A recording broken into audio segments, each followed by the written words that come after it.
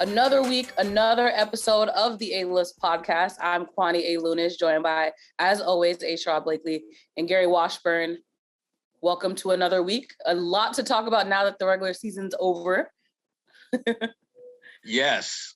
Yeah, y'all doing good? Let's get it, Kwani. Come on. Let's get it. So they ended their season with a win over Memphis.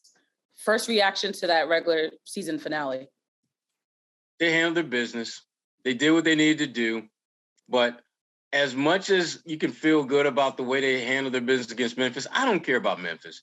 I'm all about the playoffs. I'm all about Brooklyn. I'm all about Kyrie, KD, Bruce Brown. Mm-hmm. Bring them. Let's go. Well, the players did have some comments after that game. And as we head into this postseason, as you mentioned, Al Horford actually had some thoughts. Here's what he had to say. I wouldn't have it any other way. It's about us this time of year. It's how we've been playing. It's the things that we need to do. Our identity defensively, on offense, playing at our pace, how we want. So it's about us. So this seems to be a mantra in the locker room, I think, when you listen to what Peyton Pritchard had to say. We'll get to that sound in a second. But what was your reaction to Al's thoughts? Go ahead, G. Well, I do think that they're ready. I do think that it's been about them. I don't think that they're scared of Brooklyn. And I think that it's the right way to end the season. I think they wanted to play the right way. They wanted to finish the right way. And I think the way they played the last two games, even though they rested Al and Tatum against Milwaukee and playing the Bucks really hard down to the final minutes, a game they probably should have won, but they didn't score for the last 2.5 minutes. And that would have given them, and still would have been the same thing, the second seed, because, they came back and beat Memphis, beat the second and third team in Memphis and D-League guys and stuff, but they were able to take care of business. And now it's about them. It's, are you healthy? Yes. Are you playing your best basketball at the best point of the season? Yes. Like, you checked all the boxes.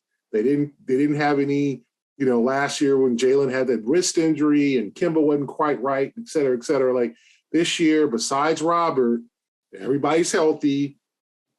Robert's recovering. So I think as Al's right, like, it's all about the Celtics. It's all about them. They're in a really good place right now, and probably the best place they've been for a postseason since the Big Three. Because if you remember, the two runs to the Eastern Conference Finals, there was injuries involved. Isaiah in 17,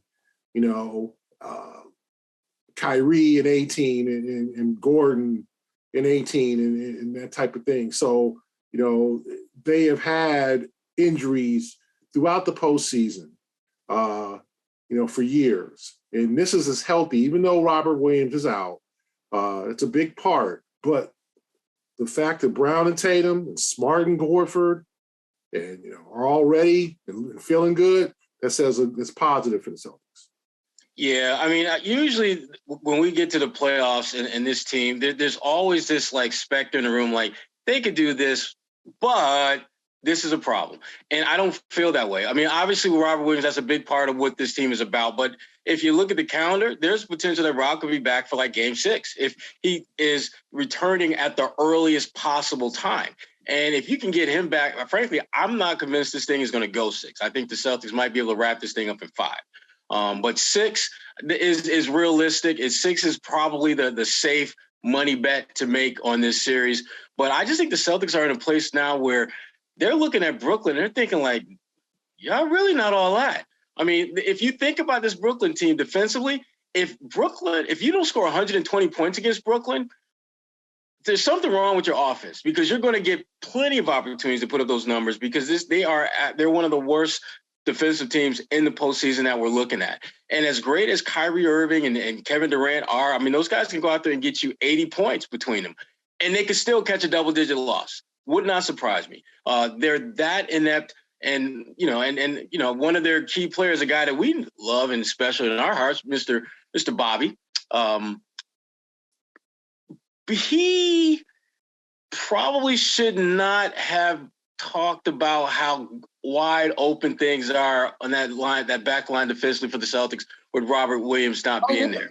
You're talking Bruce about Brown. okay, sorry. I was not Bruce Brown, excuse me, Bruce Brown. Okay. Bruce Bowen was a really good Brown? defender back in the day. Oh, Bobby Brown? Did they sign Bruce Bowen to a 10-day? Bobby Brown from Boston too, though. I mean, that's true. That's the connection he was trying to make. Like, We're talking about the other BDB. Did Bobby Brown say something? Yeah. Like, Bobby in more trouble now? I can't stop. Bobby is Sherrod. Don't put that on Bobby. Right. Bobby didn't even do that. He just minded his business. Bobby has been minding his business all for Bobby want to do is just rock with you all night long. Now. That's all Bobby want to do. He's going to rock with you all night long. That's It's his prerogative. It's his prerogative. So anyway. Yeah. Before we get to Brown's comments, though, I think we should listen to what Peyton Pritchard had to say, spoiler alert, before they found out that they were going to play the Nets. You know, I think because we're not trying to dodge anybody, we believe in ourselves. So go in and whoever we play, we're going to be ready. No preference. No, whoever we play, we play. We'll be ready. All right, so we already know that they are going to match up against the Nets, but as you alluded to, Sherrod, be careful what you wish for. Did he even need to say that, do you think? He didn't, but the way that he was speaking about it, there was a little edge to it. He was just like, play anybody. Like he was ready to put on the high tops and go out and ball like right after the press conference. I like that. He is one of many Celtics who are in a tremendously great place right now, not only with their game on the court, but also the mental game. Peyton Pritchard has always had confidence in himself, and he's made no secret about that. But there's a difference in him now that is a little bit scary if you're playing him. Like, he's playing with this irrational confidence that if you're going to play a team and you're going to match up with Kyrie Irving, you're going to need to have that in order to hold your own. Brooklyn, they're a good team. There's no question about it when you've got two players as dynamic as KD and Kyrie in the building. But that team is flawed. And in the playoffs, more than anything else, it exposes you for better, for worse. What you're great at, we're going to find out. What you're not great at, it will be exposed. And as I mentioned earlier, the fact that there's a decent chance that Rob Williams can be back for this series. Because, again, the timeline is clear that after 4 weeks, that's like right before Game 6 of the series. So it's not that out of the realm of possibility for him to pop back in and play a limited role. Because, again, I just think that if you're the Celtics, you're going to need all hands on deck to put these guys away. And then certainly if you're able to get Rob back, even if it's for a game or two, even if it's like 15, 20 minutes in a game, that is going to have an impact on your team. Well, you alluded to Bruce Brown's comments, and KD actually his Bobby teammate, Brown, Bruce or Bobby Brown, depending on how you're feeling. That fella from Boston, the Boston dude, the Boston BDB. dude. So here's what I was about to say, Bobby. Here's what Bruce and KD, and here's also KD's response to his teammate. What do you think the biggest key is to slowing the Celtics down? I mean, we can't let Tatum get 50. We got to be physical with them. Now they don't have Robert Williams, so they have less of a presence in the paint, and we could attack Al Horford and Theis. So them not having Robert Williams is huge. What did he say? All right, man. That's caffeine probably talking. Take some before the game. They got them two dudes. You can do the same stuff. It ain't gonna be that easy. I'll tell you that. I know you were maybe half joking with the Bruce comment, but just when you come in, that bothers you. Why that comment? I mean, we respect our opponents. It's like we don't need to talk about, what we gonna do to them. Like, I just don't like that, But that's just how Bruce is. He comes in and he says that, he keeps the same energy throughout the whole season. So, but yeah, like, we don't need to say shit like that. Let's just go out there and hoop. So this was interesting because it's clear that there are two people in the same locker group that have different mentalities, like you mentioned, with Peyton Pritchard coming mentally at the game from the Celtics end of the court. And then you have Bruce Brown. He has that similar mentality of, not necessarily talking trash, but feeling as though he needs to put the Celtics on notice. Of course, KD had the opposite mentality of saying, let's chill. They're still a good team. Like, let's recognize the game for what it is. So what do you think the Nets are, how are they going to enter into this playoff series against the Celtics, really? You got a G. Well, I think the Nets are a very confident bunch. You have two of the top, players in the world in Kyrie and Durant. So that gives you confidence. And I think they get along. The guys have their roles. I mean, Bruce Brown is that kind of like wild card Swiss Army knife guy who defends. He can hit the occasional three. He slashes to the basket. He can dive into the paint, make a little floater. So he has really expanded his game. That's helped. You've got the two premium shooters in Patty Mills, who's been up and down this year, and Seth Curry, who's fighting an ankle injury. Then you got the big man in the middle, Andre Drummond, who's playing like he was with the Pistons, where he was a real factor. The game kind of pushed him aside for a couple of years, where it was like, well, he gets all these empty stats, he doesn't really defend, and all. And he's not a great defender, but he's still a factor in the paint, and he's getting more playing time. And so I think that they're a solid ball club. And so I think they're entering this series with a load of confidence, knowing that they feel like they can play with the Celtics. And if you look at the game a month ago or whatever, in Boston, it was only 126-120, and Tatum needed 54 points. So I think they look and say, listen, we tighten up our defense on Tatum. There's no Robert Williams. We can play toe-to-toe with these guys. I think the Nets know that they're a flawed team. They know they're not a great defensive team. So I think the Celtics are just going to have to play, obviously, very sound basketball. I mean, I was at the game against the Cavaliers. The Cavaliers had 20, 30 chances to win this game. I mean, they just couldn't hit a shot. If I'm looking here, the quartet of Okoro, Markkanen, LeVert, and Jetty Osman were 9 for 33. Like, they just could not hit open shots. I mean, Markkanen was 5 for 14. LeVert, who was supposed to be the guy that, like, their hired gun to help out Darius Garland, was 4 for 12. Like, and these were not contested. Like, this was not great Nets defense. This was missing shots, missing layups, missing floaters. So if the Celtics can play efficiently on the offensive side of the ball, I think they have every reason to think they win the series. But I think the Nets feel like, listen, we still won in Boston. We bring it back home. We play well at home. Kyrie is now comfortable at home. He comes back to his home fans, a great environment. They feel like they can win the series in 6. So the Celtics are going to have to fight hard. I mean, this is what they asked for. They could have played Toronto. They won. The Chicago thing wasn't going to happen. They missed out on the number 1 seed because Cleveland does not look like they're going to give Miami, or whoever comes out is going to give Miami any, especially Cleveland. Cleveland just looks like they're done. They're just tired. But yet they had a chance to beat the Nets. The Nets scored 40 points in the first quarter, 65 the rest of the way. And there was time they just lost interest in the game. Like, they were just like, come on back, rally on us, Cleveland, rally. They're up 22.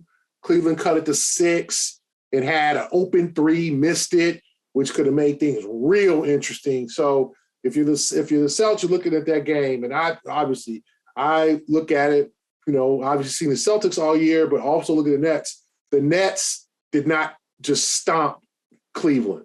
And as Barkley said that's an average team, and the Nets needed like 2 consecutive KD jumpers in the last 2 minutes to kind of seal it.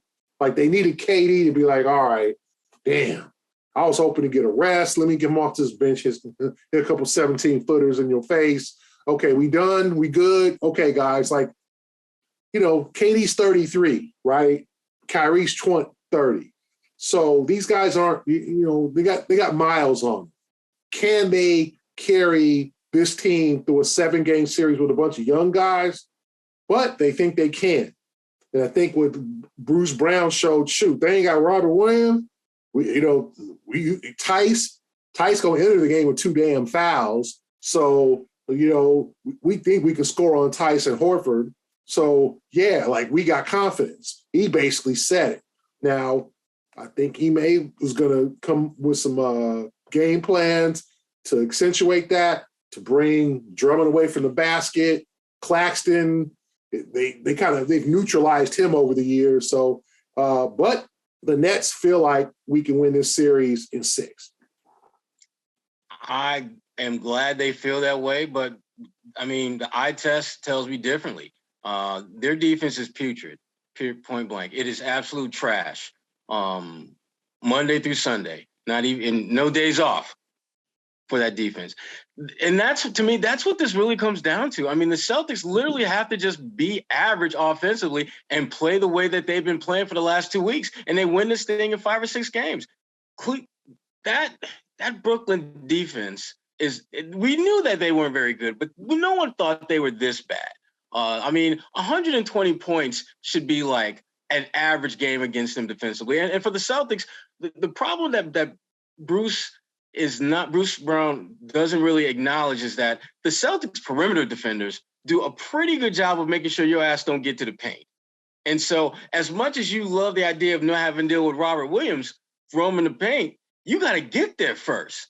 And Marcus Smart, Derek White, and Peyton Pritchard, who I've been pleasantly surprised at how scrappy he's been defensively. He ain't locking nobody up, but he's done a pretty good job of keeping his body between you, the ball handler, and the rim. And that's all you want. That's all you can expect. And he's been low-key a surprisingly good offensive rebounder. I don't know how the hell he does that.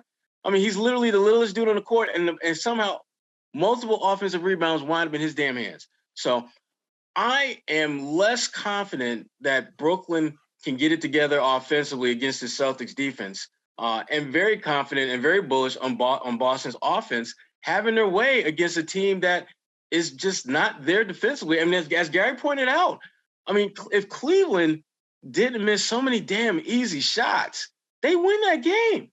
They win that game probably by double digits. And Kevin Durant and that's the thing about this Brooklyn team that's a little bit different than what we've seen in the past.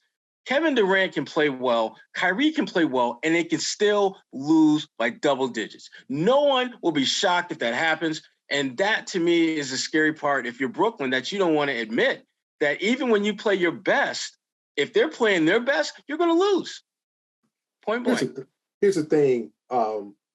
Very fascinating stat from last night's game. Very, very, very fascinating. We'll be the judge of that, Gary Washburn. Yeah, let us hear it. Okay, very, very, very, very fascinating stat. You're going to love this one. Y'all going to love this one. Let me show y'all going to love this. Of the 24 baskets scored by players other than Durant and Irving, 23 of those were assisted by Durant or Irving, okay? They combined for 23 of the team's 33 assists. Okay, so Bruce Brown had 8. So basically, Durant and Irving are playmakers, and they're setting up their teammates with buckets. Now, that's a good thing and a bad thing, that they're not only relying on Irving and Durant for points, they're also relying for them to be playmakers. That's a lot of responsibility. Okay, Seth Curry went 0 for 4 in 34 minutes. He's not healthy. Okay. Now, will 4 days off, and will he be ready? I fully expect him to be ready for game 1 in terms of like ready to hit some threes, because he's always played well against the Celtics. But if you look at this bench, they played 9 deep. Kessler Edwards literally is there, I would say, Romeo Langford from last year. Okay. He took 5 shots, missed all 5 in 8 minutes. They're playing 8 players basically. Claxton played 29 minutes, had a nice game, 13 and 9, but he was a -2. Okay. Dragic played 10 minutes. He's coming off COVID.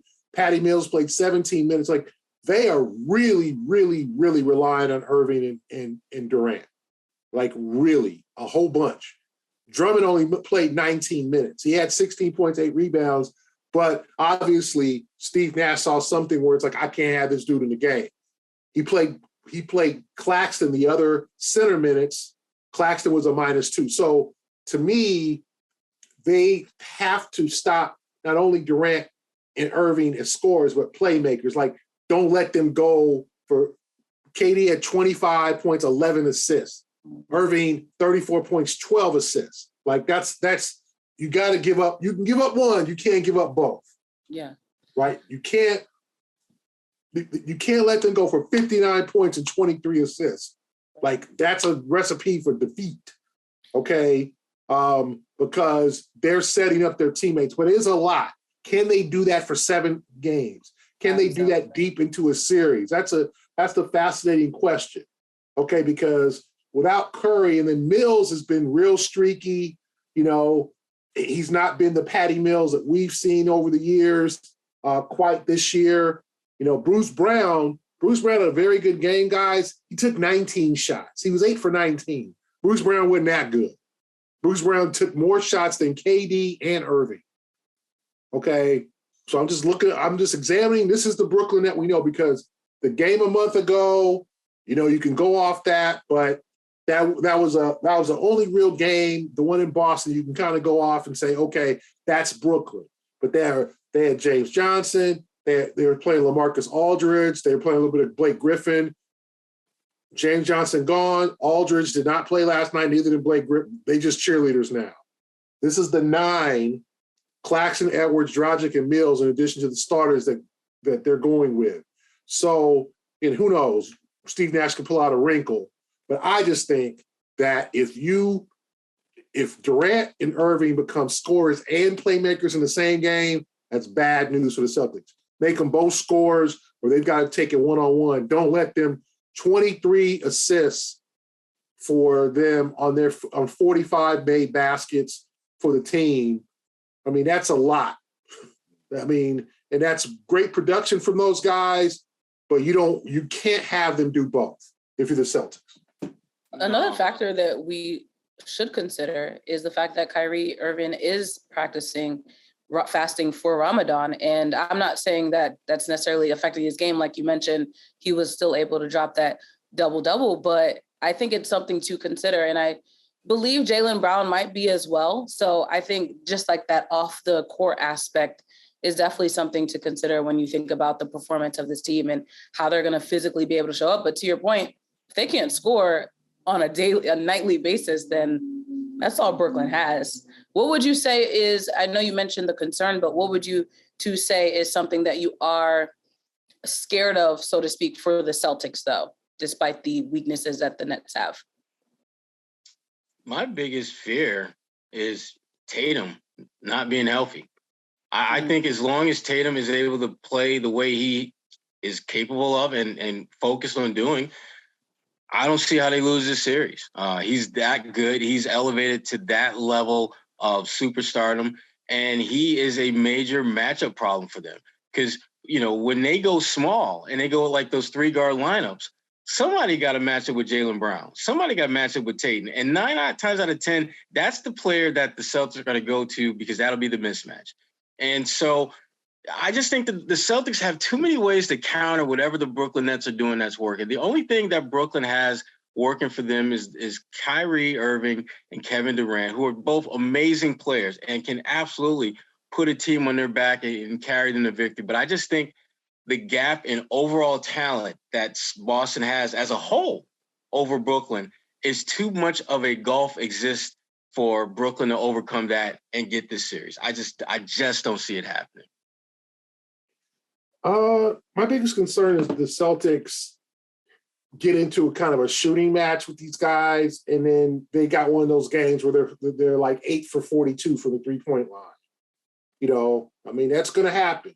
It could happen, right? Like, they've got to hit threes. Peyton's got to hit threes. Like, they've got to be efficient offensively, because Brooklyn is going to score. When you have 2 prolific scorers, guys who can get to the free throw line, guys, I mean, Irving hit his first 12 shots against Cleveland. You know, Durant had 25 in a light night. It was 16. He only took 2 threes. You know, so they combined for 59 points. Like, they're going to put up numbers.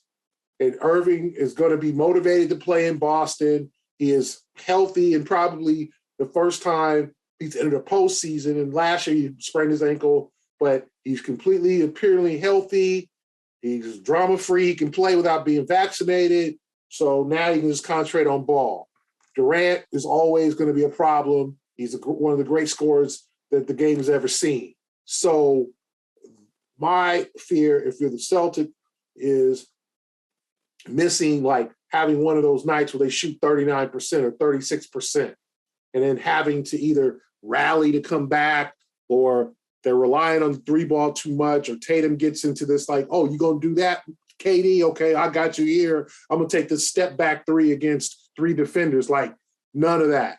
Pass the ball, make the right play. And I think the new Ime system, this first playoff series under Udoka, I don't think they're going to go through some of the bad habits they did in previous playoff series.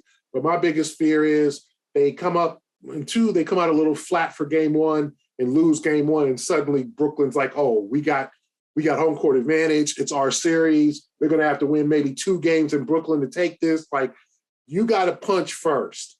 Like, punch first. And they're going to be hard to knock out because you got Durant and Irving. Both of them dudes coming with motivation. Durant is coming with, I'm still the best MF on the earth. And I know Jayson Tatum is good and all that, but he's a youngin'. I'm still the man. Irving is like, I want to show Boston what they missing. I'm mad for whatever reason. You know, I'm mad at Boston. You know, they criticize me because I've just made a decision for my family. Whatever rationale Kyrie has, because it's always going to be, he's not going to come out the guilty one in this. He's always going to be like, it was y'all. It was something else. It wasn't me. It wasn't me. Boston. It wasn't me. It wasn't me. So he's going to have motivation. You play 2 real motivated all-time great players. That's always a dangerous combination. Is Jaylen Brown and Jayson Tatum step up to the table? Is Jaylen Brown ready to take over the fourth quarter when they're blitzing Jayson? Are other guys ready to hit shots? Is Derek White ready to step up in his first real playoff series? You know, like, he's been in the playoffs before, but I'm talking about, like, not, you know, you're not the 8 playing the 1. I'm talking about you're a cog on a contender. Is he ready? Is Peyton ready? Is Naren Nesmith ready to give him a couple minutes here and there? Is Tyson Horford ready? Like, are they ready for this? That's my biggest concern, that they get caught slipping one of these games and suddenly they're behind in the series, and now they got a must win, or they got to win 2 in Brooklyn. I'm not saying they're capable, but they can make this a difficult series if they're flat. Yeah. And that's the thing that they have to be so on guard for, is to make sure that they come out with the right focus and energy and attention to detail that they're going to need in this series. Because, again, if they simply do the job that they're capable of doing, this series doesn't go 5, maybe 6 games, but definitely not 7. And I think that they will come out and handle their business. I just think, as motivated as they are, and I'm talking about KD and I'm talking about Kyrie, the Celtics got something to prove too. I think Tatum, particularly when you think back to how last year ended, and what some of the things that he was able to do and not able to do in the playoffs, Tatum is without question motivated to bounce back this year. Same thing with Jaylen Brown. You know, last year was the first time in Tatum's career where he didn't get out of the first round. And I think, Gary, you asked him about that in a post-game press conference, if he was pissed about it, and he made it pretty clear. Yeah, hell, he was pissed about it. So they're going to be, I think, the Celtics very locked in and focused. And again, I think the safe money is to go with the Celtics in 6, but my spidey sense is telling me that they may wrap this thing up in 5. We talked about Robert Williams a little bit earlier, and Woj reportedly just said that he thinks that there is a very high possibility of Robert Williams returning for this Nets series. And as Gary mentioned, they shouldn't bet on that because they still will have to be able to get to even a series that long. But if Robert Williams does return, Woj also mentioned that he's hit all these benchmarks that he's needed to so far. Game 6 would actually fall on the exact month of when he had that meniscus surgery. So again, the possibility is high. Should the Celtics even be thinking about that, or should they just wait to potentially get to the second round? look, if he's able to roll out there and do Rob Williams type things, damn it, you put him out there. You cannot. Tomorrow is not promised. You got to take care of business today to get to tomorrow. You can't assume that since we up 3-2, we're good, Rob. You just sit back and drink some Mai Tais and chill on that bench, and we got this. No, hell no. We need to get you out there doing what you do. And I think they will. And again, when you look at the timetable, Rob coming back near the end of the series is about the earliest he could theoretically come back, based upon the initial timeline the Celtics gave us. And so it's no shock that he's hitting a lot of the benchmarks that he's supposed to in terms of recovering. The Celtics have been really optimistic about his return from the very outset. Rob, very optimistic about getting back out there on the floor. And again, he's just such a game changer for them. I mean, he is such a game changer with his versatility, his basketball IQ, the fact that he's communicating on a level that we had not seen prior to this season. Things align themselves in such a way where the Celtics look very much like a juggernaut when he's out there on the floor. And certainly what we've seen is a team that has adapted to not having one of your big guns available. But because they've been able to still find ways to win, it makes you think that when he does come back, they could be potentially even more dominant. So if you're Brooklyn, your thinking has to be, we need to get up on this series as quick as we can, because if we get in a hole and we got to play catch up, they got the closer. They got the closer who could be back by game 6. And they don't want that smoke. Kevin Durant Kevin Durant and Kyrie are two of the greatest players this game has ever seen. But Robert Williams is young. He's spry. He knows what the hell he's doing. And if he's healthy enough to play, he's balling out. He's going to be a problem.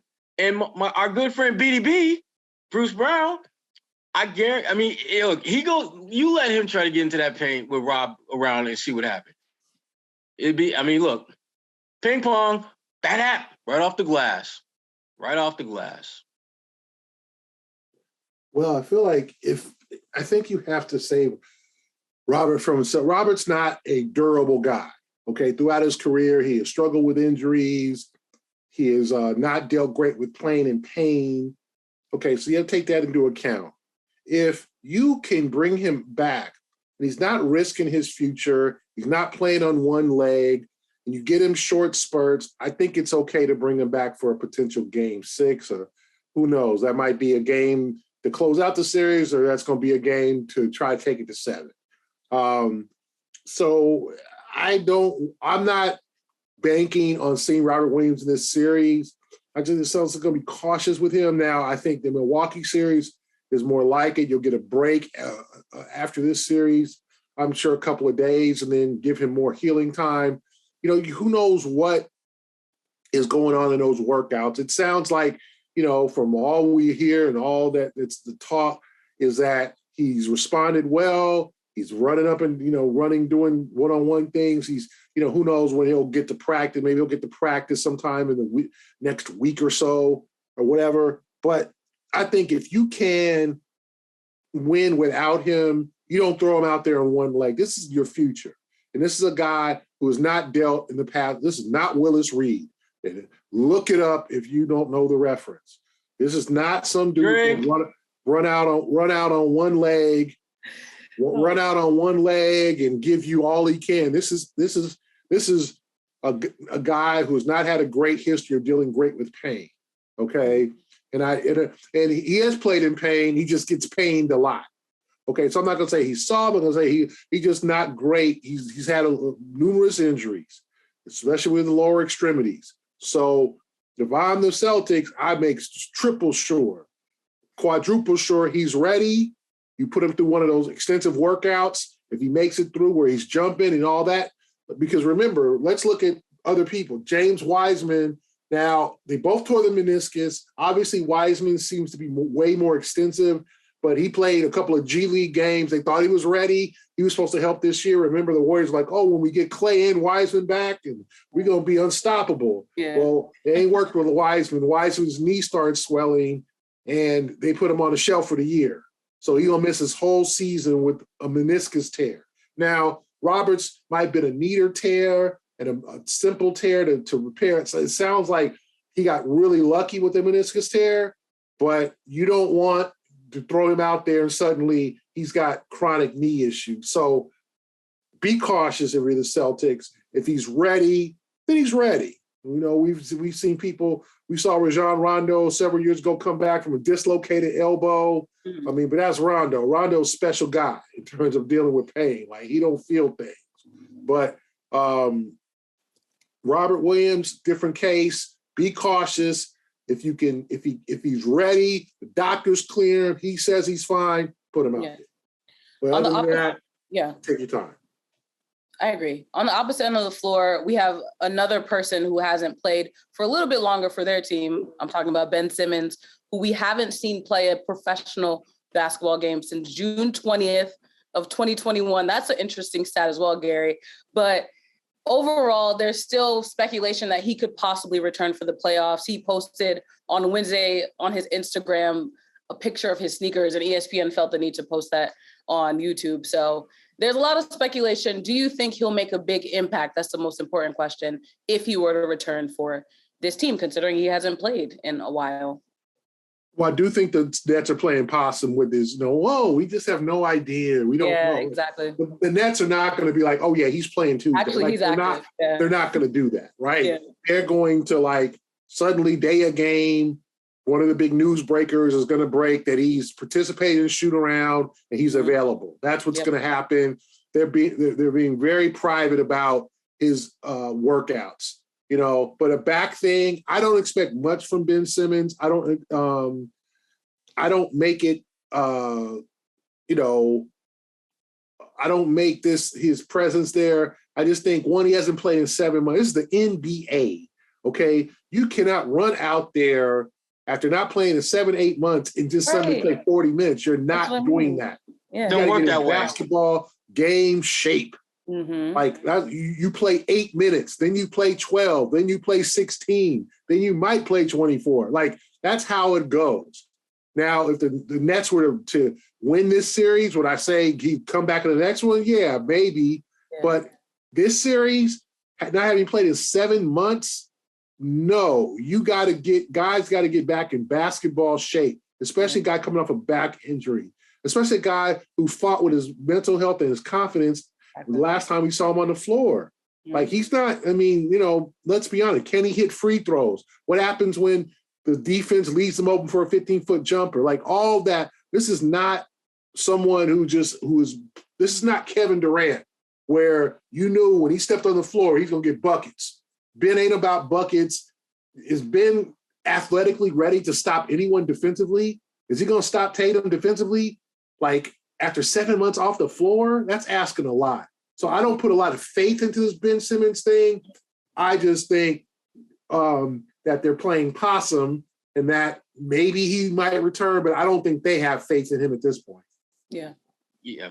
That the lack of faith that you touched on, Gary, goes both ways, not only with the organization and Ben put in that position, but Ben being comfortable in that position. I just don't think he's ready to give them what they need. And if you're Brooklyn, you got to ask yourself, are we investing in Ben Simmons for the moment, or are we looking at this long term? Because if you're looking at this as a quick fix, you throw him out there and you just let whatever happens. But because of the length of his contract, because of to be candid, he ain't done squat. You don't risk putting him in a situation where he could do significant harm to himself and the team. I worry about that for him. And we didn't even get into the whole mental aspect of it, because we know fans can be extremely cruel. And considering the fact that Ben ain't played a damn game all season, and you're going to throw him out there in the playoffs? In Boston? Against Boston? Come on. The most notorious fans there are. Right. You're just asking him to do something that I just don't think he's ready to handle at this point. Yeah. No, those are really fair points. But what everyone's been waiting for is the end of season awards. We touched on it last week, but now is the time for you to make your pick. Are you ready? Let's go, Guadalupe. Wait, you gotta let the music play first. All right, it's game time. And the first question, this is going to be a rapid fire style tournament. You have to say yes or no to the players and the potential awards that I am going to give them, I guess. Now I'm part of it. So Jayson Tatum, do you give him the MVP award? Top 5, at least top 5 in voting, yes or no? Top 5, yes. MVP, not happening. Having a good season, but ain't having that good a season. Gary? I voted Tatum 5th for MVP. Okay. Do you mind sharing who your top 4 were? Yes, it better not be Carmelo Anthony. Stop it. Don't do that. I voted for him for comeback player of the year, most improved, defensive player of the year. Every category. on all my back, all NBA, all defense. I even voted on rookie of the year. Rookie of the year. Oh. Anyway, I voted Embiid as my MVP. Okay. I voted Jokic 2nd, Antetokounmpo 3rd, Devin Booker 4th. Love it.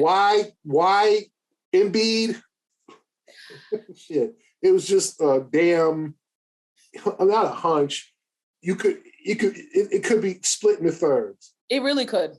I mean, there's an argument for all 3. I just thought playing by himself on that damn team in Philadelphia without a lot of help, with Harden out there drinking 40s and stuff in the offseason, and on the night before games and partying with his peoples and all that. Harden not being in shape. Matisse Thybulle not vaccinated. Ben Simmons gone. Like Embiid, carrying the team on his back, on his damn shoulder. Yeah, and Embiid has done great things. Jokic, you could argue with him that 2,000, 1,000, or 1,500, 1,000 is amazing. Giannis has put up MVP numbers. There's no bad argument for either of the 3. So I just took Embiid because I just felt like, one, it might be his time to win it. I just think he stayed healthy. Remember, I was, stay healthy. He stayed healthy. Yeah. Okay, he stepped up.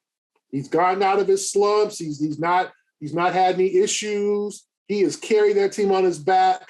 And there's a lot of drama in Philadelphia, a lot of changes that might happen if they lose in the first round to Toronto. So I got to give Embiid my vote.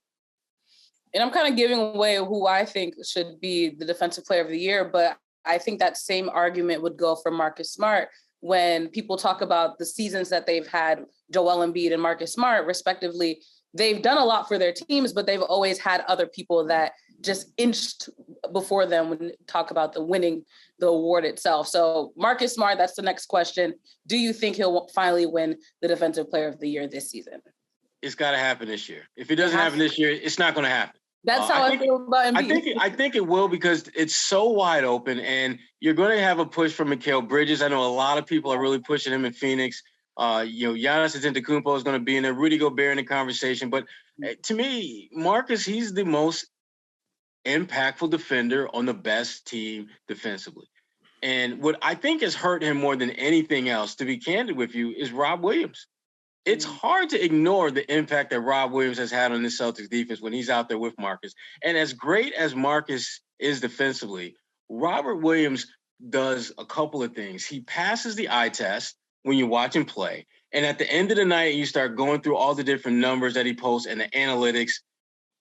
He gets it done that way as well. So the time that Robert has been on the sideline has actually, I think, enhanced Marcus's chances of winning the award, because if Robert Williams was still out on the floor, I think he would be at worst top 3 finisher. But Marcus, I think Marcus has a good shot at actually getting it this year. I really do.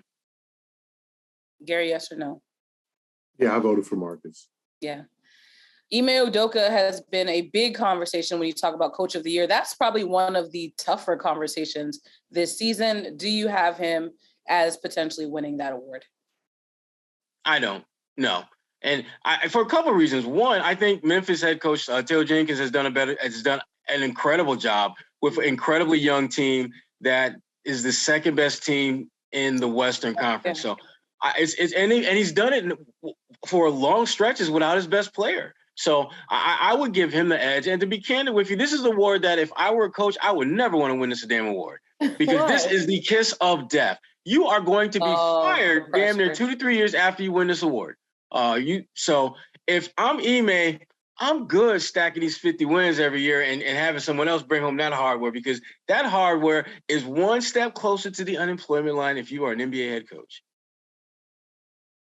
I voted Monty Williams, and I voted Taylor Jenkins, and I voted Ime third. I think Monty, starting with the bubble, when they went undefeated in the bubble, and then last year when he made a push, this is the Phoenix Suns, folks. Like, this is the last time they've been to the finals before then was 1993 with Charles Barkley, Dan Marley, and when those Kwani guys. was born. Yeah, exactly. When Kwani was like 3 months old when they were in the final. Last time. Yeah, really. In the finals. And, you know, Mary J, who was dropping her second album or whatever. You know, and so and we was going to take our girlfriends and watch Menace to Society. Anyway, I do admire. Can I just say I admire your encyclopedic knowledge of what happened every year? Because I barely remember what I did last week, but you're spot on with it. I'm a man of the 90s. I'm a man of the 90s. I'll just say that the 90s was. I had a good time in the 90s. You remember the 90s. I was getting in. All right. I was getting in the 90s. Anyway, so to me, I voted for Monty as just a overall, Taylor Jenkins, great choice, what he's done with Memphis this year. But the fact that Phoenix came on back, won 65 games, set records, franchise records, they ran it back. And they didn't take a step back. They took a step forward. They smashed fools. They won without Chris Paul in the lineup for a month. They won without Devin Booker. They have a system in place. This is the Phoenix Suns. I just don't people think you'll understand that. Phoenix has never really been this good. They were for stretches, when Barkley was there and a little bit before then. They had good quality teams, but never as good as, let's say, the Lakers. Now they run in the West. That's coaching, that system. And what Monty Williams has been through in his life, losing his wife in that tragic car accident with 5 children, having to be, raised, all of what is man of faith. You couldn't think of a perfect role model for how we should conduct our lives and how you come back from that. So, he deserves it. I'm going to put it on what he is able to overcome and what he's done, given a second chance to coach. Remember, it didn't work out in New Orleans because he had, always injured AD and all that. They didn't give him a real long chance to really see it through in New Orleans. So, Coach of the Year, Monty Williams. Okay. Finally, this was probably the longest rapid fire anyone has ever listened to, but it's okay because I love that you guys explained why you picked the people that you did. Robert Williams, all NBA defense, yes or no? No. He's going to, and I'm going to tell you why. He's going to he should be there, but he's not going to get it because typically when guys are on the cusp of getting it for the first time, it's almost always a year deferred because the way that team's going to be put together, if you're looking at centers, you're probably going to have Rudy Gobert and Bam Adebayo picked ahead of him at the center position. And I think personally he's had a better year than Gobert. I think Gobert, Gobert, for me this year, way overrated. Typically, Utah is the top 2, top 3 defense. This year, they barely cracked the top 10. Rob has been the ultimate difference maker when he's been healthy on the best defense in NBA. So he should get one of the teams, but I think he's going to get shafted. I voted Robert's second team. I think Adebayo, even though he missed time with an injury, I think Adebayo just such a difference maker. He can guard 1 through 5, and he's done it and he's proven it. But Robert deserved all defense, first or second team. I think that he should be on any team. And, now, do you want to compare him to Gobert? Gobert's won 3 in a row, or not 3 in a row, 3 Defensive Players of the Year. The fact is they slip a lot when Gobert's out of the game, but Utah's also blown a lot of big leads. They kind of stumbled to the playoffs as a 5th seed. This is not last year. Utah was the number 1 seed. They were supposed to get to the final. This year, it's starting to erode. There are going to be some major changes. And remember who is running things in Utah is Danny Ainge. And Danny Ainge. Hey, he's a consultant, Gary. Yeah. Right. Okay, sure he is. Danny Ainge does not sit on his hands and watch things happen. He is going to figure out a way to move somebody and bring his guys in there and try to change things up because Utah's running on a treadmill right now. So I had to, in as much as Gobert is a difference maker, I just think that the fact that they were the 5th seed, they stumbled, they blew a lot of huge leads. That Clippers series, he was exposed because they went small and they couldn't play him. Like, no. So I got Robert Williams on my second team, I believe. I think out of bio, and then I put through Giannis in the first team. I think Giannis is a plus, great defender. But Robert Williams will see his day. And maybe next year will he be a legit defensive player of the year candidate. Yeah. Rob's we go. Really good. Yeah. Rob's really good. Hopefully he comes back. What about the other awards, Kwani? Most improved? That's all. Rookie of the year. You really want to go through all of them? Well, there's 2 more, Kwani. Well, go for it. Who's your most improved?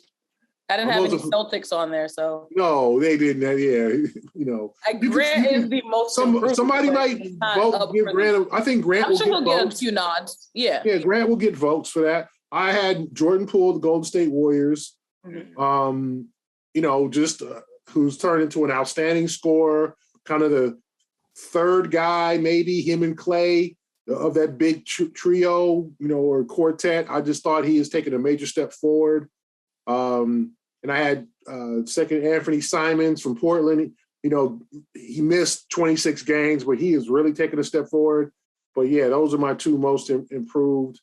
And I think I had Tyler Hero as my 6th man.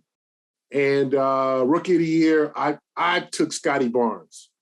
See, for most improved, I'm with you with Jordan Poole. I mean, adding Poole to the Splash Brothers, can't go wrong with that. Oh, pun intended? That's not, wait a minute. Is that new? Why have I not heard that before? Wow, okay, continue. I was waiting for that. Grandma, that was accidental. Right. He's like, I've been thinking about this. Yeah, I knew. Okay, all right. I did. Yeah, I did that. I saw that live from half court. Oh, whatever. I saw that from half court. No, for Rookie of the Year, I'm going to go with Evan Mobley. I just think that when he was healthy, there was not a better rookie in the NBA. And Scotty Barnes had a hell of a year. But I just think Evan Mobley was a little bit more impactful. And the last one, what was the other one? 6th man? Yeah. 6th man. It's not even close, I don't think, this year. I mean, Tyler Hero, I think he led all 6 men in scoring average 20+ points a game. Yeah. And I just think he falls in line with what we've seen other great 6 men, guys like Lou Williams, guys, Jordan, Jamal Crawford. Guys that come off the bench, but at the end of the night, they're on the floor when it matters most. He's been that guy for the Heat. Well, those are the awards. Congratulations to all our winners. We will be mailing you absolutely nothing. Just wait for the real awards to come through. And now up next, we've got... Well, that's a wrap on the regular season. I'm looking forward to game 1 against the Nets. That's going to be at home for the Celtics on Sunday. So then we can recap that game and look forward to the rest of the season. I think that'll be a good benchmark as to how these teams look against each other. It's exciting. Playoffs. Let's get it. So before we wrap up, are there any updates you'd like to share with the class? No. We're good. Updates? We're good. We're just excited about the playoffs. I just want to get to the playoffs. There's always some things cooking, but yeah, just focused on covering this team. Obviously, a very exciting time for Celtics fans. This could be the year they do something special, but there's a lot of obstacles in their way. But I do think that they can play with any of the teams and reach the finals. I think they're capable. Yeah. I'm Kwani A. Lunis, Sherrod Blakely, and Gary Washburn. This is the A-List podcast. Come back next week for some playoff reactions. Playoffs? Playoffs?